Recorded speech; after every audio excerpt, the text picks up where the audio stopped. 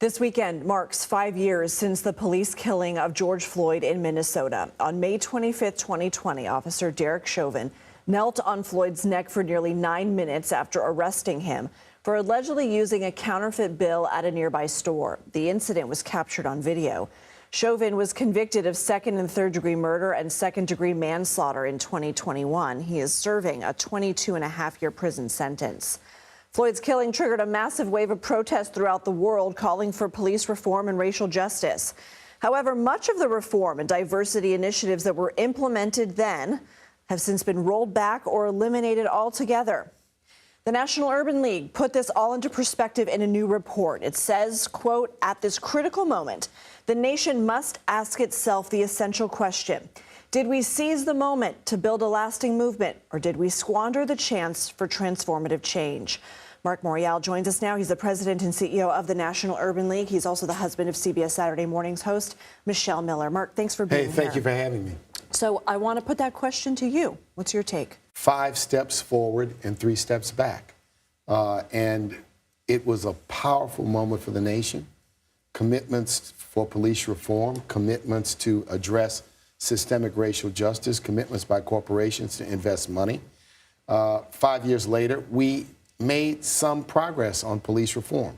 180 officers were convicted by the Civil Rights Division of the Justice Department. Some multiple dozens of police departments were investigated for systemic discrimination and police misconduct. And a number of states and cities and local jurisdictions leaned into changing policing. Now it's hit the brick wall. This Justice Department has said, we're going to freeze all civil rights investigations. That's not a good thing. It's a betrayal, I think, and it is a shirking of the responsibility of the Justice Department. On the corporate side, there were billions of dollars committed.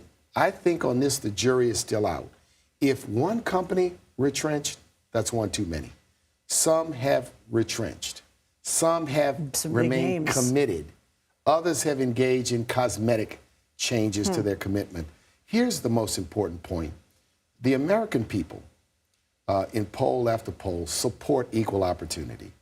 They support diversity, equity, and inclusion, and the value proposition because they understand the future of America requires us to give an opportunity for everyone from every race, creed, color, religion, background, gender identity to participate in the American dream, to get the job, to get the house, to have an opportunity to climb the corporate ladder to the corporate suite. That's what the American people think. A lot of the loud noise against this does not represent the prevailing wisdom or view or public opinion of the majority of the American people. So then, in your opinion, why is it that the loud voices are winning over? I mean, in some of these big corporations that are rolling back, is it out of fear? It's been intimidation by this new administration to use and abuse its regulatory power to say to companies, you have to change your practices, your HR practices, your procurement practices. You have to purge your websites of names. This is not America.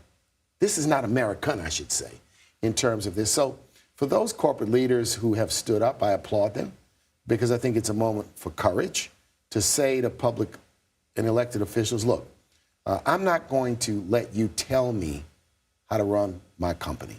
I will partner with you, but you're not going to tell me, and you're not going to force me into a discriminatory workplace. For those that are considering what to do, I urge them to remain absolutely committed. But it's been a punch in the gut, to be honest, to see some of the retrenchment. So we're working every day to encourage. We're working every day to the extent we have to bring litigation against some of these actions. And I think for America, 5 years ago was a powerful moment. I said then, it'll take 5 years for us to determine where we are. The nation, the jury is out, but too many have taken a step back. Going back to the DOJ dismissing those lawsuits against police departments, which included some reforms, I had spoken with the Minneapolis mayor, Jacob Frey, and he says we're going to do it anyway. We're going to do what the consent decree says anyway. Are you confident that police departments that have these consent decrees will do it on their own? I think they're wise to do it because many of these departments were broken. These consent decrees were voluntary agreements, and to the extent that the mayor of Minneapolis and mayor of Louisville commit to do this, we will do everything we can to both support and hold them accountable. Marc Morial, it has been a pleasure. Thank you for your time. Thanks for having me.